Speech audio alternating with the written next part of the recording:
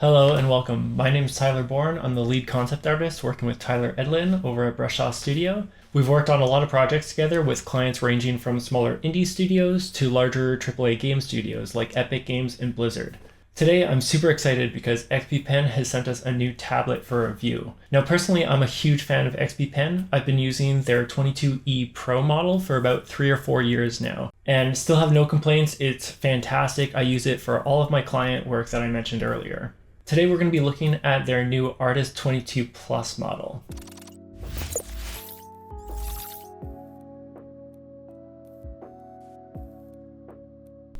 What I really like about these competitive price companies like XPPEN and Huion is that they keep putting out new products all the time and the technology keeps getting better and better. So they're really closing that gap with Wacom. So let's take a look. Okay, so the Artist 22 Plus is a drawing display, meaning it's basically like a monitor. You're drawing directly on the display, so it's very one-to-one. Now this is a drawing tablet, which means that you do need to hook it up to a computer. It's not a self-contained personal device like an iPad or an Android tablet. I know that there's still a lot of confusion around this because they're all called tablet. I think that drawing tablets were around first and Microsoft and Apple just commandeered the term in some sort of weird marketing coup. But don't worry, I'm not bitter about the confusion that it causes. You gotta get over it, man. Get on with the review. Yeah, no, you're right. Okay, let's look inside the box. So in the box, we've got the 22-inch tablet, which has a 21.5-inch display. It's got a built-in stand, so there's no setup involved. It's good to go right out of the box. The stand itself is very sturdy and easy to use, with a range from 15 degrees to 88 degrees of tilt. In the box, you get a power cable, both a USB-C to USB-C cable, or a USB-C to a USB-A cable, depending on what your computer has, and an HDMI cable. You also get a cleaning wipe and a drawing glove. And then you've got the pen itself, which is battery free. It comes with a pen clip so you can keep the pen on the tablet at all times. It does come with extra nibs, but I have to say the packaging here is pretty lackluster. It's just a baggie full of loose nibs. This seems like a step down from their previous pen canister that held extra nibs and also doubled as a pen holder. This is one of the areas they've saved some cost, and it's not a huge deal. So the 3 cables are separate, the HDMI, the USB, and the power cable. Personally, I like having the 3 as separate cables in case you've got some distancing issues with your desk setup. Obviously, it makes your cable setup a little bit messier, but it's not a huge deal. The cables all feed out of the side of the tablet so they don't get bent or crushed when adjusting the height of the tablet. The screen itself is absolutely gorgeous. It's got a nice matte finish, which means that it's got some tooth to it that feels really nice to draw on.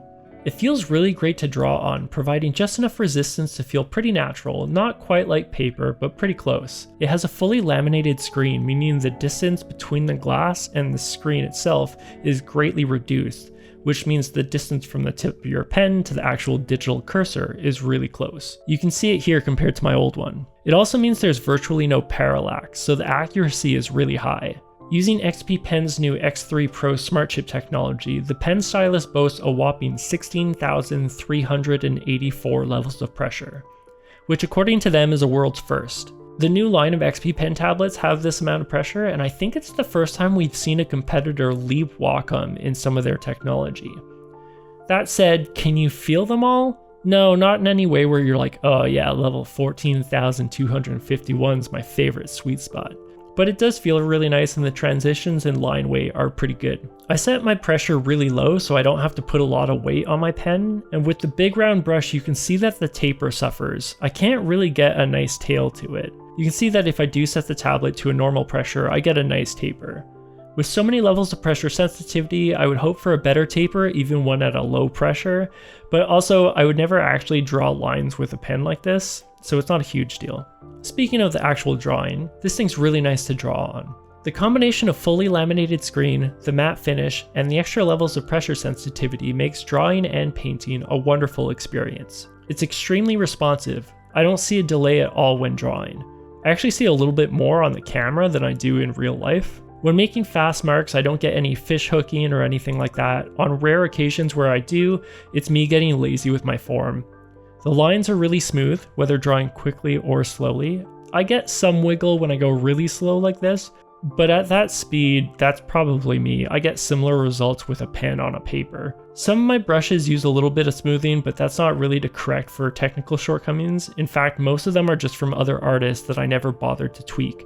And I don't use lazy Nezumi or anything like that, so this is just straight drawing. And the jitter that I do get doesn't overly feel digital to me. The 21.5 inches is a really nice size. It's quite a large display without being absolutely ridiculous. You've got plenty of room for drawing area as well as interface items. In the 4 years of owning the other 22E model, I've never found myself wanting more display, so this is a great size. Now this model doesn't come with any of the quick buttons on the tablet or one of those little remotes like some of the other tablets do. I know this is personal preference, but personally I never used them. My older tablet had them and I had intended to use them, but I just never did. I use quite literally the entire keyboard, so for me no amount of buttons would really replace an entire keyboard. So let's say I have no need for the buttons, get rid of them, it makes the tablet itself more streamlined. The screen resolution is 1920 by 1080, which is the biggest pain point of the product.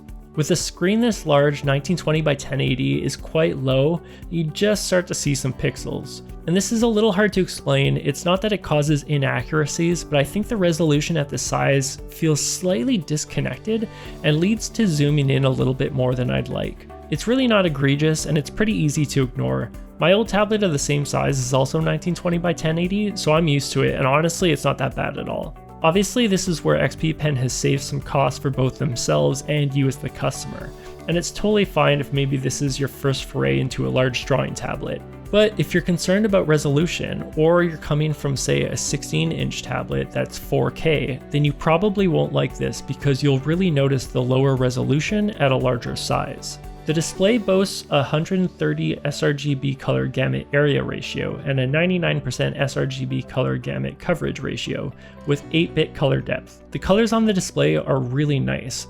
It was actually too bright out of the box and I had to do some tweaking to get the colors close to my other display, which is set up as close as I can to, say, an Apple display. That said, it's been quite tricky to get my colors matching correctly.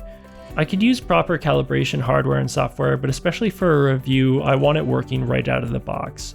Now in terms of tweaking the colors, they have left a brightness button on the physical tablet, but they've gotten rid of the others, so you do have to go into the software to adjust things like color balance and color temperature.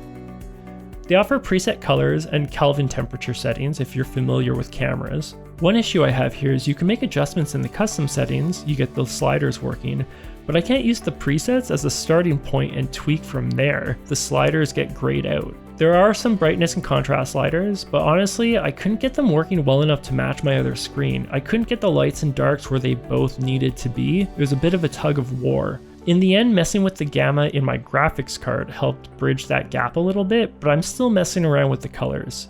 Overall, I think this is an amazing product. I honestly don't have many notes or complaints other than maybe two things. While the colors of the screen are great, it's kind of a pain to dial in. And of course, in today's world, a higher display would be nice, maybe not even 4K, but something like 2.5K. It doesn't really need it, and this is one of the points where production cost comes down, which means a lower price tag for you.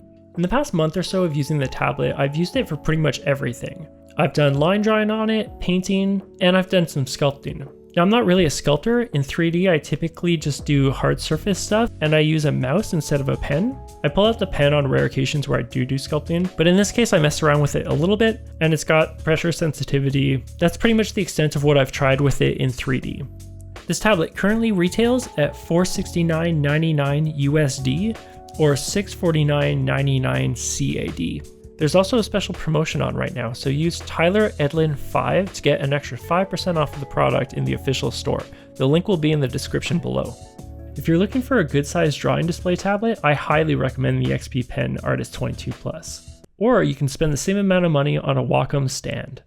Okay, I've been using the Artist 22 Plus for about 3 weeks now, and I have to say I absolutely love this thing. It's a super great quality for the price. What XPPEN has done with this tablet is trim all the fat, getting rid of anything that's not absolutely necessary in order to give us as big a tablet as they could get at as low of a price point as they could possibly get without sacrificing quality. This is a really high quality product with a really low price tag. All right, thanks everyone for watching. Special thank you to Tyler Edlin for having me on his channel. And of course, thank you to XPPEN for letting me review the new Artist 22 Plus tablet. As always, let us know in the comments if you have any questions or if you have any ideas for future content that you'd like to see us cover.